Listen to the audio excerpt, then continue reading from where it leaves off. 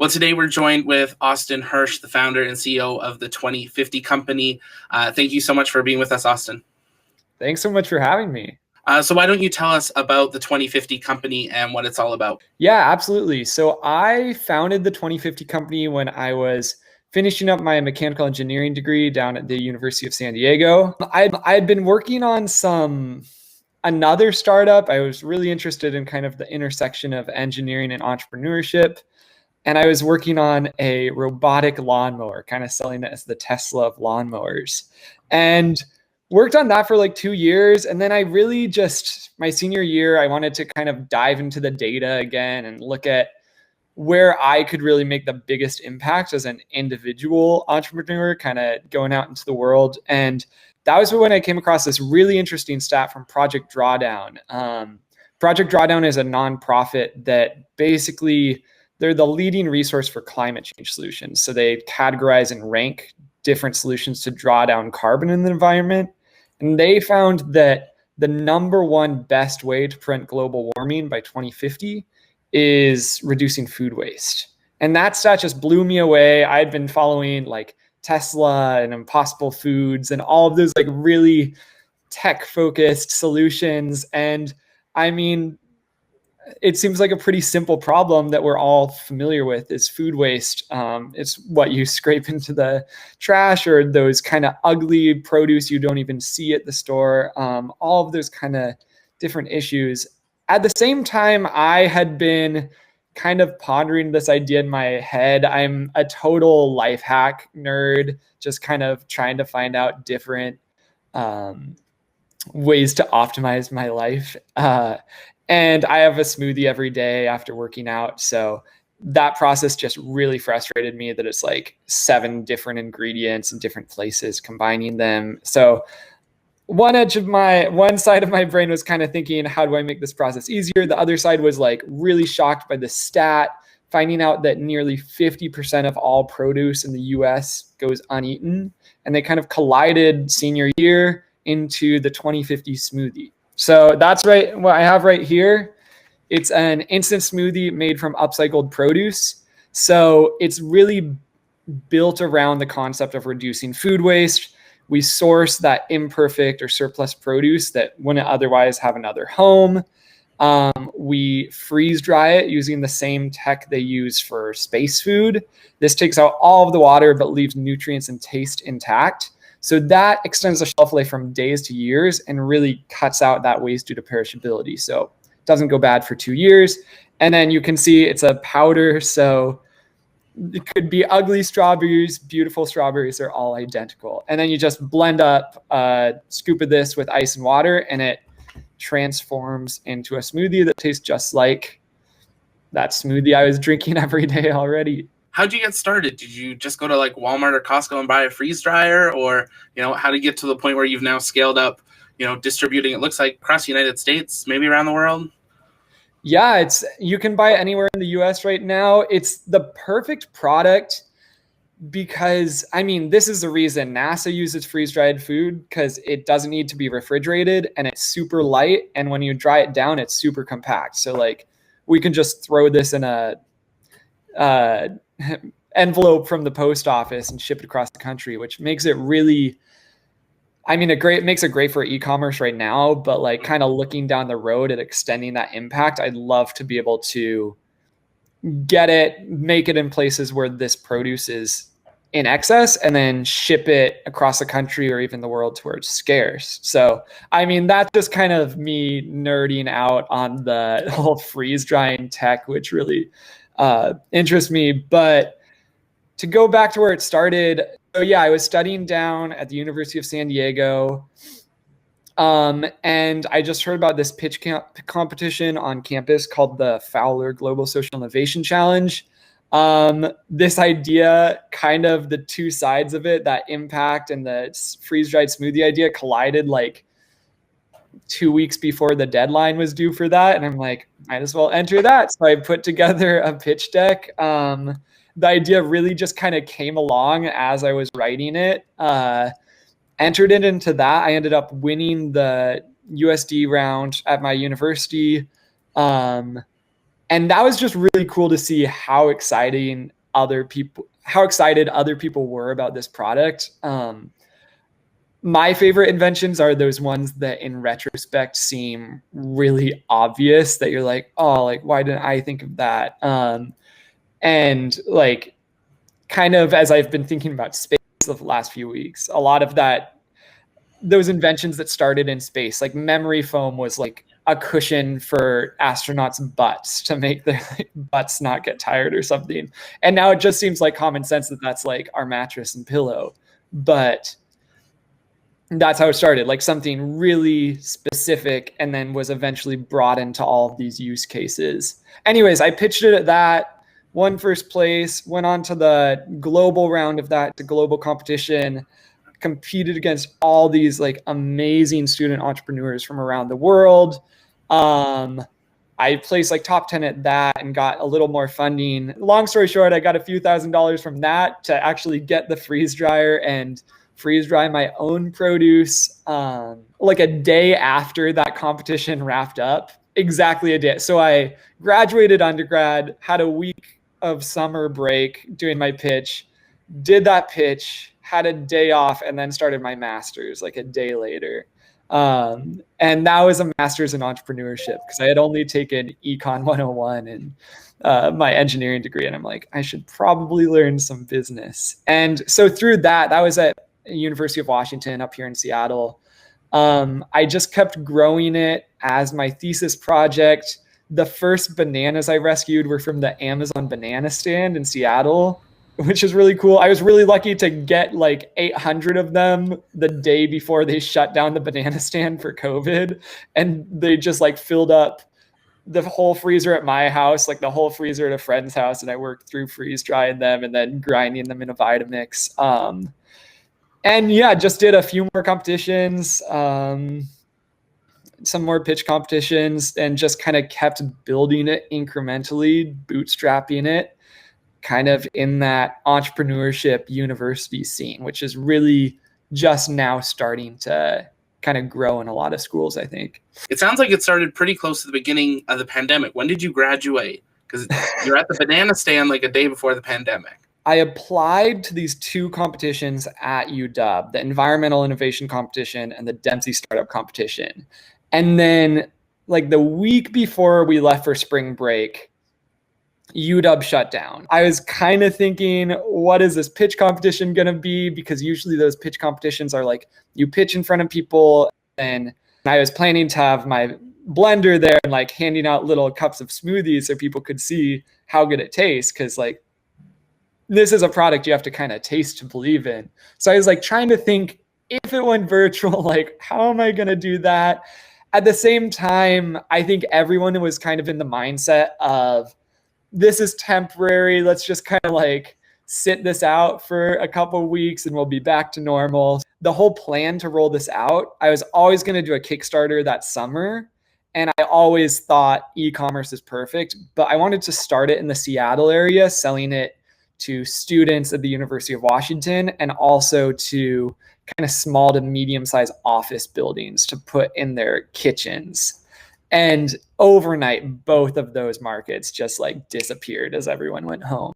So that was why I was kind of like, oh, hopefully they'll come back. Like maybe I won't work on, I'll just like take a break for a bit. And then I think I was with that mindset. That was fine for like a week. And then I got really bored. And I also started actually thinking about it. And I was like, this is dumb. There's no reason I can't be doing this. Like, we're in a pandemic. All of the non-perishables are selling out on store shelves. Everyone's buying groceries online more than ever before. Everyone wants healthy foods to kind of like help boost their immune system. And this was kind of the perfect product for that. Everyone was stocking up on these non-perishables, and this is something that's healthy, that you can make at home, have delivered to your door, and last for 2 years. So that was when it kind of clicked that I'm like, okay, I'm just like, there's no reason to not be working on this. So I decided to launch a flash sale online on May 2nd. I built a whole website. And the reason I chose May 2nd was really kind of arbitrary. I kind of backed myself into a corner with that. It was just because 0502 is 2050 backwards. I'm like, oh, that's a good enough reason. And then it lasted for 20 hours and 50 minutes. So I was like, this is really awesome. It turned out that it was a day before one of my pitch competitions, so it was kind of a rush. But yeah, so I mean, that really blew up. I had sold 1,000 smoothies in that one day, and I was like, maybe I'm onto something. And that was a really good kind of test case to prepare for what came next. With Inspiration4, when did you get interested in space? When did you become passionate? Was it since childhood or more recently? Yeah, I mean, I've always been really interested in space. I've always, since I was a kid, my dream job was to be an inventor. My whole room was I don't know, I called it the inventor galaxy or something, and drew robots all over. And now I'm home in my parents' house too, which is funny. I've been back here since COVID, which was unintentional, but I ended up building the whole business out of here. It's funny because I was thinking about this, and there's still those little glow in the dark stars on my ceiling in my room that I'm in now, which have just been up there for 18 years, I guess. Yeah, I've always been into space. My parents are both commercial airline pilots, or they were. They both retired really recently. So, and my dad flew the 747 and was just obsessed with that airplane. His dad also flew for Pan Am. So I grew up really exposed to that whole kind of aerospace scene, lots of acronyms around the dinner table, stories. And I think it's the common thing to kind of hear what your parents are doing and look at what's even beyond that. So they're flying up at 10,000 feet, and I'm like, okay, but what's up higher? So I did some private flying lessons during high school, and I've just always been fascinated by space. And besides just beyond our galaxy and what's the unknown, or beyond our planet, seeing what's on Mars, that's all super fascinating to me, just as kind of an explorer mindset, but also kind of the opposite of looking out at what's out there. Just the concept of being able to look back at Earth. I've watched a bunch of documentaries about just astronauts interviewed, and it's such a universal theme for them to say, yeah, it's just crazy looking down at Earth and you realize how small it is, and there's not really any actual borders, and it's fragile, and we're all on this spaceship Earth together. And I think that really resonates with the mindset of how I view sustainability. I'm always at that 10,000 foot level looking down at problems. That's why I named my company after a year, 3 decades in the future. I'm always kind of thinking that big picture. I kind of think of it as the grounded overview effect, which is just kind of being able to look back at Earth while you're still on Earth. And I think just the idea of being able to actually be up in space and look through that little window and see down at all those ecosystems, see what's happening, watch the weather change. That's just super fascinating to me. And it's just such an inspirational idea to think of what you do with how you use that experience to inspire what I do as a company that's dedicated to the prosperity of the planet. It's just really exciting to me. It's so good. I mean, that the overlook effect is huge. I mean, we hear pretty much every astronaut talk about it, and I feel like there's some of us that kind of have it, as you said, the overlook view from the ground, but to actually get to see it from space, I think is just an idea that most people can't even really comprehend. That moment of, if you were on the moon, it's smaller than my thumb, but we are one Earth, spaceship Earth. It's such a uniting thing, and I think that's why Inspiration4, the name, kind of fits so perfectly. Is, no matter what we're doing through a pandemic, we've seen it with Mars, with Perseverance, kind of the whole world has stopped to focus on us landing this, car-sized robot on another planet, but it's so unifying. I think the pandemic has really kind of shrunk the world down to it's really obvious, I feel almost for the first time in history, how small the world really is. Like the fact that you can fly. I mean, this was one of the problems, maybe, like it was one of the factors maybe to a pandemic spreading so fast, is that you can get around the world so fast. But that's an amazing thing. Like, and it just makes you realize how small the world is, like that you can literally fly to the other side of the world in a day. Like that's just unimaginable. That's what my dad flew back and forth between like Asia and the US. It's just like, plus, I mean, it's just, yeah, the pandemic doesn't care about borders. It's spread through like everywhere. And it's just something that we have to work on together. Like there's no way to, like, it's just something that's really exposed how we're all in this together on this one enclosed like ecosystem. Like you can divide it into different parts however you like, but we're still affected by the same things. And I think there's a lot of correlations between kind of the pandemic and climate change, which is kind of like this longer term thing that is just kind of like sneaking up slowly, and we're starting to see the effects of that. But yeah, I think for the first time, like the average person is able to kind of get a glimpse of maybe what those astronauts have been saying, trying to like convey every single time they come down from. And I think that's a really positive thing. And also just the fact that it's actually possible now for an average person like me, just like an entrepreneur, to experience that. Or the fourth seat is just going to someone who donates like $10 to St. Jude. Like this is an entirely new era in space travel. It's just crazy. Like I always dreamed of going to space, but also like my dream career was building a socially, like a sustainable company basically. So like I didn't necessarily expect it to happen. So like it's still, just even being a part of this competition is just an amazing thing. And I kind of like pinch myself every day. I totally get that. That's the same thing with the Launchpad. I mean, we started up, just over a month ago, and our first interview is Jared Isaacman because of a tweet. And, and now we're talking with you and all these people that, there is a possibility by the end of the year you're in space, and then you're definitely going to come back here and share everything with us, we hope. But you've started a food company.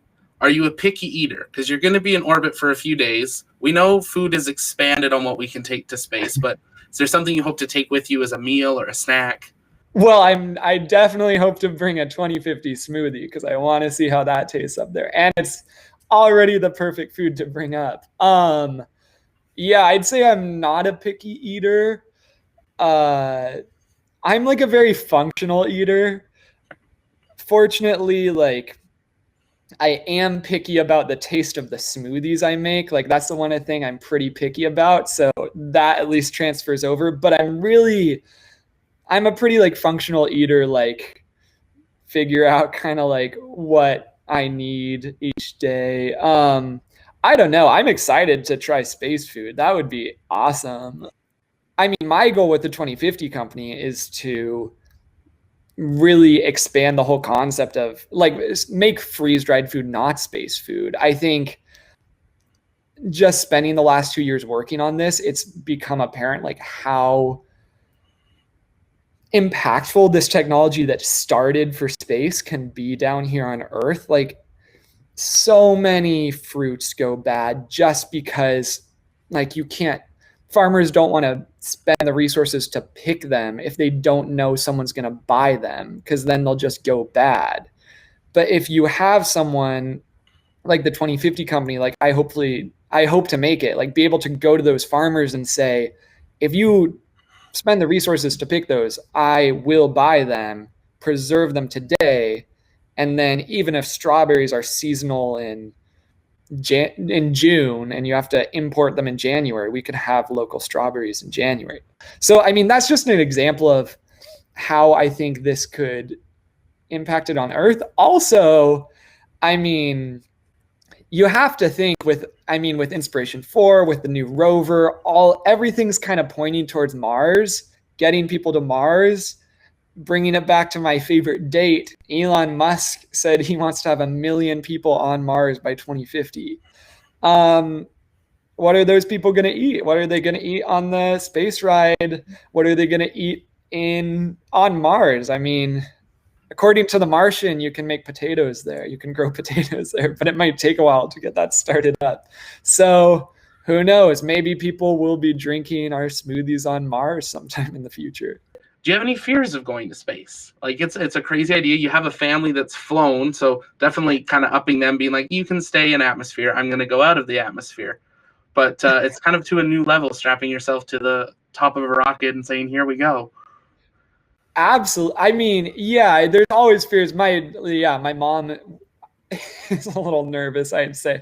And the other thing is they're pilots, but they fly the plane. Like, they're definitely more comfortable flying the plane and being in control of it than, like, I don't know, being in the back of the plane even. So, like, I think my parents would be nervous, like, in an it's controlled from the ground mostly. I think that would make them nervous. I think that's a little bit a difference, a generational difference. I feel like our generation has grown up a lot more with, like, the advent of self-driving cars, and, like, I trust technology. I trust SpaceX. I think it would also be one thing if like we were the first people to ever be on this capsule, like going into space, like the first people to be on a manned SpaceX flight. But I mean, they sent astronauts up already. I trust those experts and what they've said about it. I trust the technology. I mean, I've been following SpaceX for years and just kind of like watching each launch progress a little bit more. I think the payoff is definitely worth it. Like, the risk benefit there is huge. And yeah, so I don't know. There's always that little inkling in the back of your mind. I think if I won, there would be some nervousness that's normal, but completely overshadowed by the excitement of, like, actually going into space. No, absolutely. I think you kind of nailed it. I feel like everyone's got that moment of, oh, this is happening. Oh, here we go. I mean, it's a safe rocket. We know it can cancel itself, to like the millisecond after it's even ignited its engines. But it's definitely something having that thrust and that force behind you, which hopefully you'll get to experience. Kind of as we wrap up, there's thousands, if not tens of thousands of people kind of striving for the generosity seat and thousands for the prosperity seat.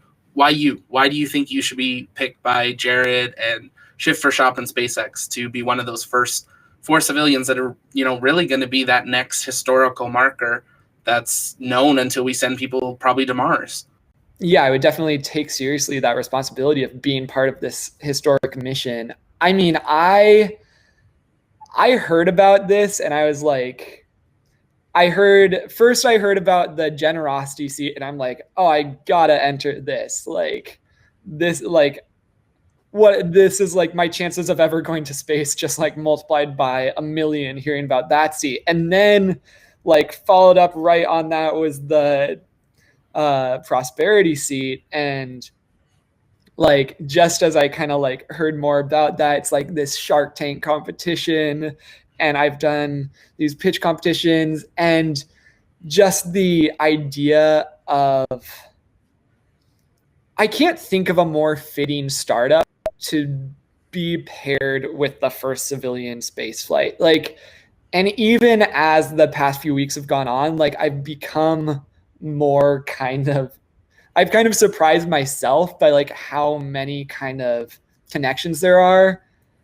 This whole company, was built on taking this technology made for astronauts, bringing it down to Earth, and using it to help make everyone's lives a little easier and deliver some of that benefit that this really select group of people have been enjoying to everyone to make their lives a little better.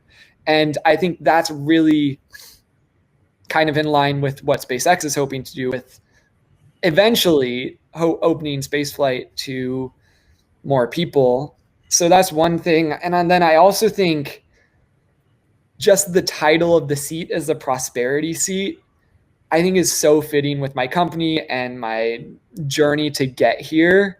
I am always like really future focused, and I was just kind of floored by some of the statistics I found about the year 2050, which seems far away but isn't that far away. Like the UN has said that food production will need to double or about double to meet the growing population. Like we're not on track to get there. That is the inspiration I had.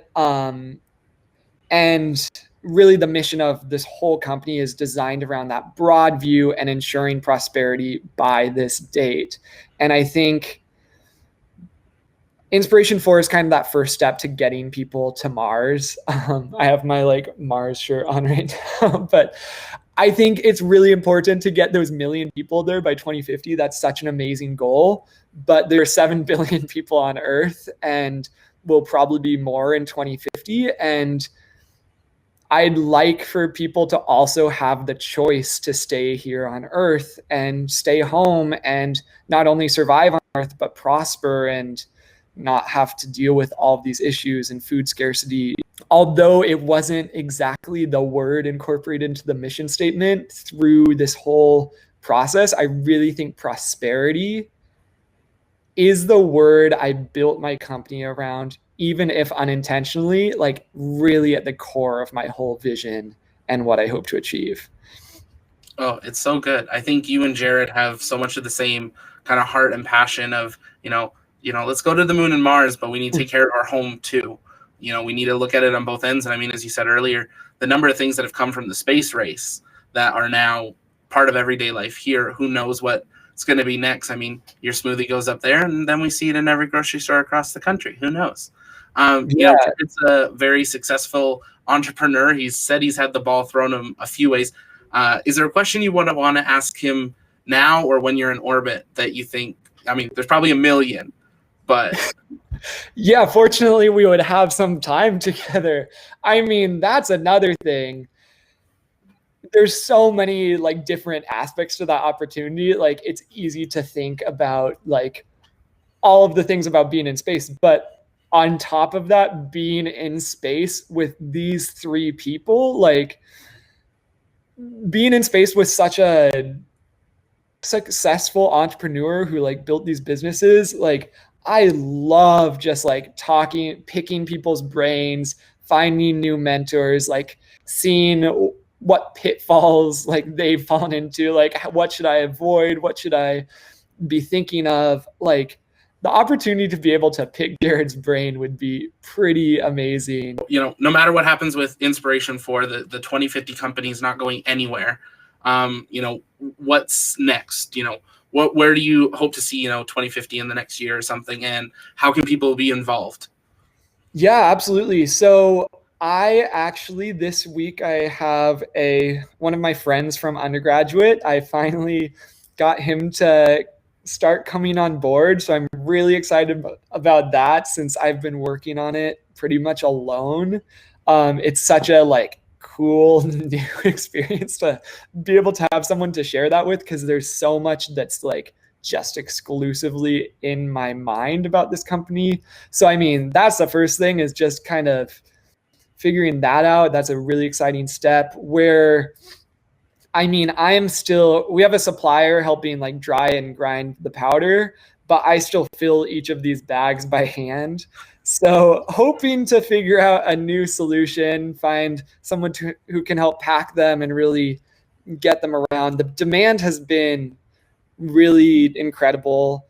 So it's all about just kind of like getting all of those procedures in place to meet that demand. And then, I mean, the underlying vein through all of this is just increasing the impact. So figuring out how we can increase the sustainability of our sourcing or our packaging.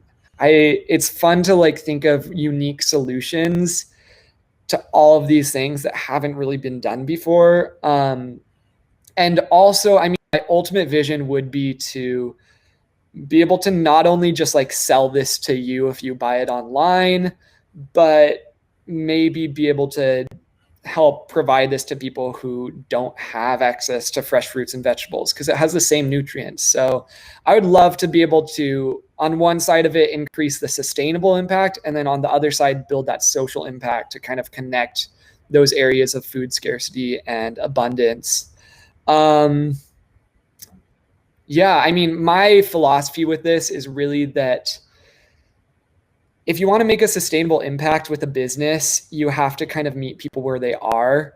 There's a lot of things out there that are like, it's sustainable, but it's way more expensive, or it makes your life like adds these 5 more steps to your daily routine. And I think the beauty of some of the best, like 2 that come to mind are the Tesla. Like, people drive it. Some people drive it just because it's sustainable. A lot of people drive it because they save money on gas, and it's just like a sexy sports car. Like, it's a cool car.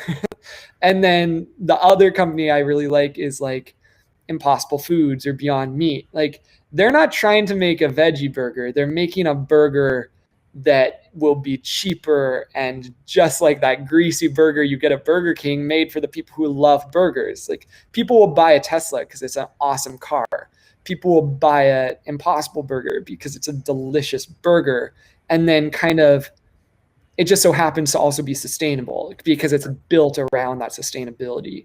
That's really where I'm hoping to get the smoothie to. Like, people will buy this because it takes less than a minute to make a smoothie. It's really nutritious. You don't have to take up half your fridge with frozen bananas and berries. You can get it delivered.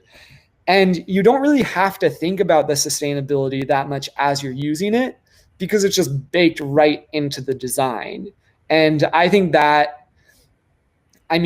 food space is just really about to take off in this like whole sustainable food trajectory. I mean, we have to, because we just need more food to feed people in the future.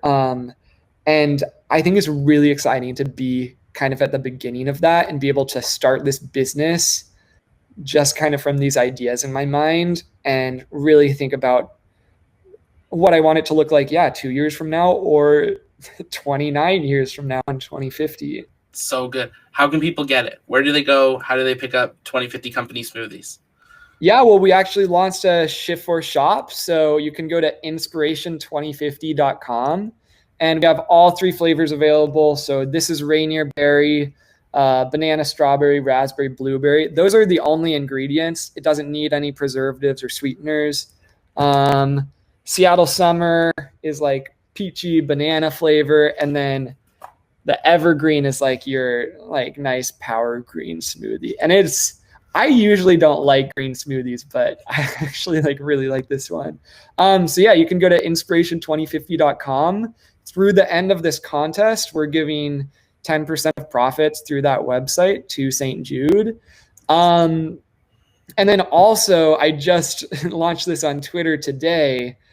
I think everyone in the world should be entering for that 4th seat, because it's a chance to go to space, and all you're doing to get that chance to go to space is donating to help end childhood cancer. So, and just for like $5. Yeah, exactly. So, I'm sure you're spreading the word about this. I've seen in the tweets, but everyone, if you're watching this, donate to St. Jude, Inspiration4.com. And to a little more incentive, if you donate and take a screenshot of your confirmation page and then tag at the 2050 Co and at Shift4 Shop, I'll DM you a $10 gift card to use on some smoothies. So donate $10 and I'll give you $10 of smoothie cash. I figured that's a pretty good incentive. That's so awesome. That's such a cool thing to do. And as you said, curing childhood cancer while getting civilians in space, I don't think there's a better idea. Jared wrote the first 100 million. They're well on their way to that, filling that other 100 million, but we're going to hopefully smash that goal over the coming months. I think as we find out who those next 2 people are. We met Haley this morning. It's going to really start picking up as the world starts focusing on Inspiration4. Well, thank you so much, Austin, for your time. It's been a privilege having you here, and I'd love to invite you back.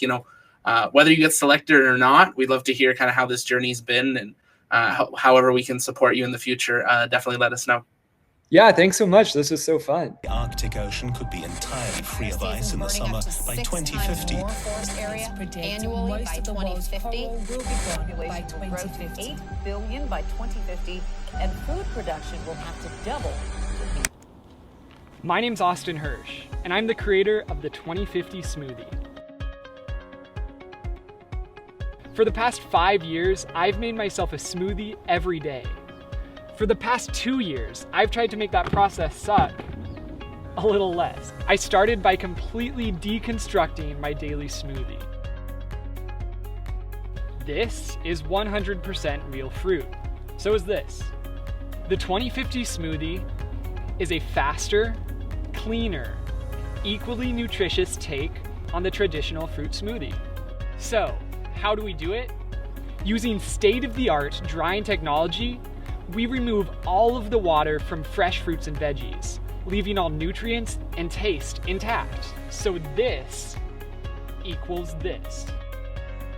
Not only is the 2050 Smoothie good for you, it's good for our planet too! The 2050 Smoothie is specifically designed to tackle waste at every point along the produce supply chain.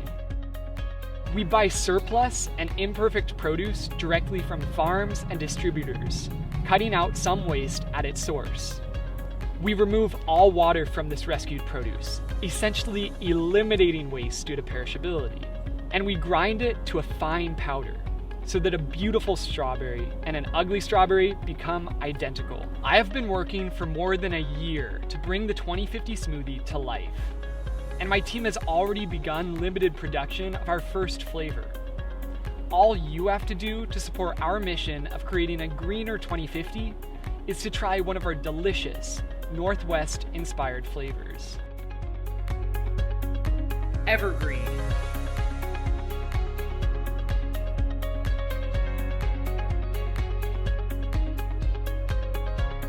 Rainier Berry.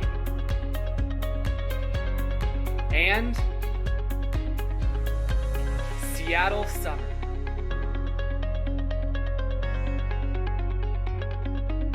This is food for the future.